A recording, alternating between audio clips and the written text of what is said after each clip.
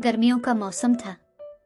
सूरज की तपिश से जमीन जल रही थी। एक ठंडी नदी के किनारे गोरी कवि बैठी हुई थी। इसके पास एक मीठा और पका हुआ आम था। वो आम खाने में लगी हुई थी। दूर बैठी मोमी चिड़िया गोरी कवि को आम खाते हुए देख रही थी। चिड़िया चिड़िया, यहाँ मेरे पास आओ।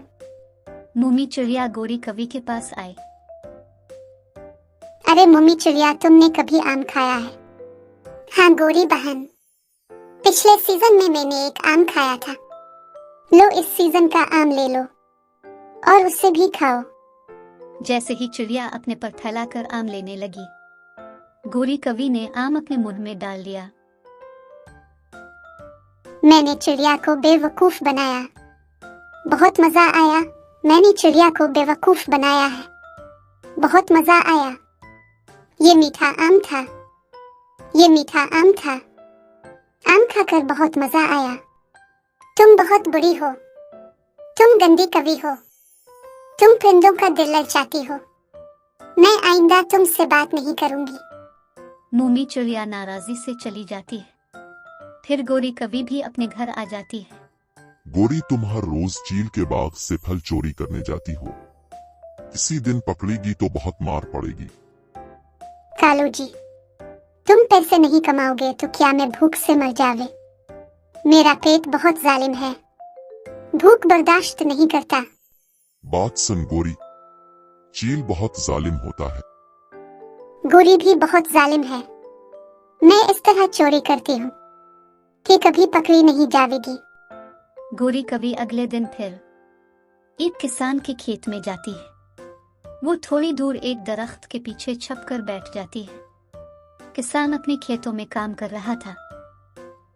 दोपहर में जब किसान थोड़ा सा आराम करने के लिए दरख्त की ठंडी छांव में लेट गया, तो गोरी कवि फौरन वहां से सीधा किसान के तरबूज के खेत में जाती है और एक दरख्त के पीछे छपकर तरबूज खाती है।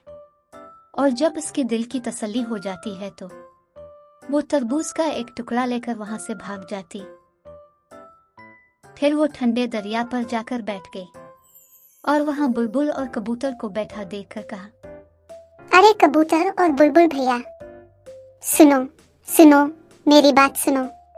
ये तरबूज बहुत ठंडा और मीठा है। अरे गोरी बहन, मुझे भी थोड़ा सा चखने दो। तुम्हें क्यों दो? मैं तो अपने मिट्ठू भैया को दूंगी। ये लो मिट्ठू भैया।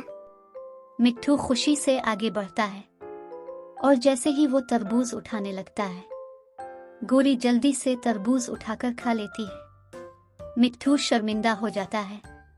तुमने मेरे दोस्त के सामने मुझे शर्मिंदा कर दिया गोरी। तुम में कोई लिहाज नहीं है। मिट्ठू भैया, क्या करूं? ऐसा करने से मुझे मजा आता है। छोड़ो मिट्ठू मेरे दोस्त, इस गंदी कवि से बात करने का कोई फायदे नहीं है। फिर गोरी हंसती हुई वहां से चली गई। चंद दिन बाद गोरी कवि चील के आम के बाग से आम चुराने जाती है। उस वक्त जब कवि बाग में पहुंचती है, चील आम के दरख्त के नीचे सो रहा था। अरे, जिस दरख्त पे ज्यादा मीठे और पक्के आम लगे हैं, इसी के नीचे ये कमबख्त चील सो रहा है। चलो कोई बात नहीं, मेरा नाम भी गोरी कवि है। आम आज इसी पेड़ के आम की होगी। फिर गोरी दरख्त से आम तोड़ने के लिए जाती है। जैसे ही गोरी आम तोड़ती है, आम उसके हाथ से गिर जाता है और सीधा जाकर चील की नाक पे लगता है। चील गुस्से में नींद से उठता है। ये देखकर गोरी भागने लगती है, लेकिन चील इसके पीछे भागता है। इसकी पूंछ चील के हाथ में आ जाती है। चील गोरी को पकड़कर उसे एक दरख्त से लटका देता है और नोकीले पंजों से मारने ही लगता है कि गोरी चीख कर बोली, अरे चील चचा, रुको रुको, बात सुनो। अब तो मैं तुम्हें नहीं छोड़ूंगा। मुझे माफ कर दी प्यारे चील। मैंने गलती से आपके सर पर आम मार दिया। मुआफी की कोई गुंजाइश नहीं है। तुमने मेरे सर पर आम मार कर मेरी नींद में खलल डाला है और अब मैं तुम्हें सबक सिखाने जा रहा हूँ। मैं गरीब और बेबस कवि हूँ। मेरे पास खाने के लिए कुछ नहीं है। मैंने भूख की वजह से ये काम किया। मुझे मुआफ कर दें। चील चचा, मैं दोबारा कभी ऐसा नहीं करूंगी। चील को गोरी की बातों पर तरस आ गया।